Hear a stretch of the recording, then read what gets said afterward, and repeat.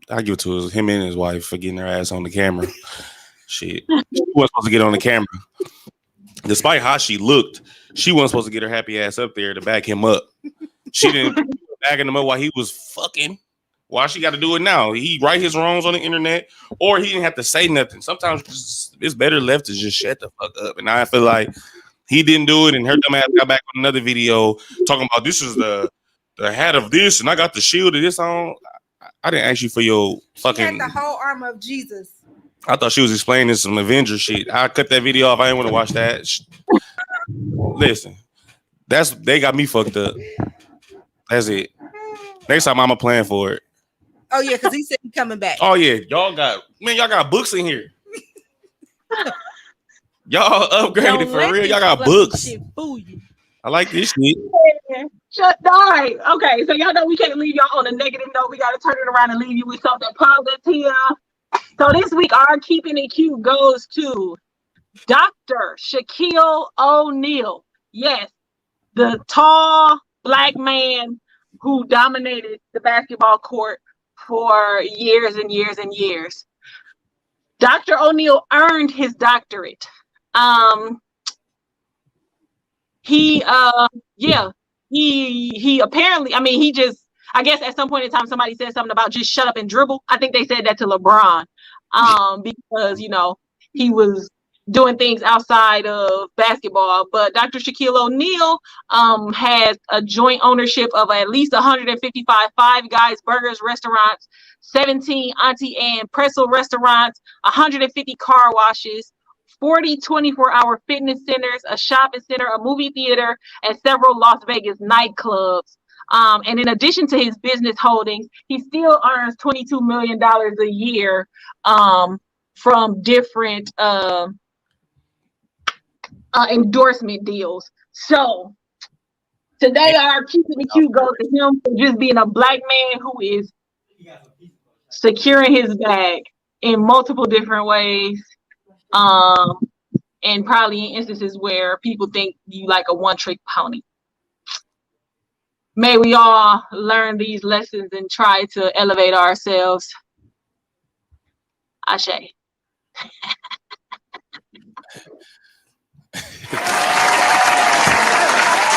don't forget that he took the Papa John's from that racist white dude too. You said he what? He got those Papa John. He's like a part owner of Papa John's from after that racist white guy was calling people niggas. Oh. Yeah, Shaq is still part owner or whatever, and he let go of all the people that was associated with him as well. Damn, that's lit. Yeah, Shaq the truth. That's what's up. All right, y'all. We gonna start wrapping it up. Y'all know what time it is. Go to the mirror, say exactly what it is that you need to say to yourself to get you through the week. It is time for the I am statement. Ruthia, take it away. So it's a whole thing, okay? So I am courageously imperfect. I am beautifully broken, but still I am an unstoppable force. I am all of that too.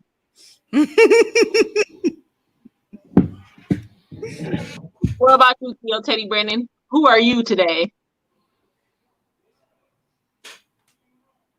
I don't know. Y'all got me out the bed a little bit earlier than I'm supposed to. I will figure it out though. It is no. Last time he said, "I am tired," or "Take me to the king." I was fucking tired at the time. I was just about to have a baby. All of that shit. So I don't know yet. Okay, well, you'll figure it out and say it to yourself in the mirror. Thank y'all for tuning in to another episode of Pretty Plus Size and Powerful Podcast. This has been episode 74. 74.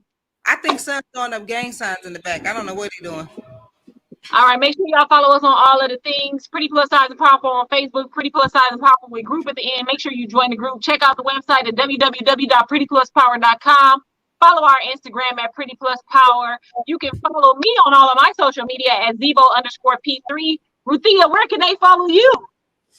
Find me on IG at TheReal1_P3. Theo Teddy Brandon, you want them to follow you?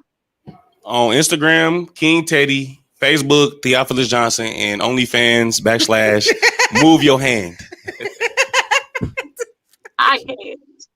Cut the mic, cut his mic off, cut the show, end the live. We out. Bye.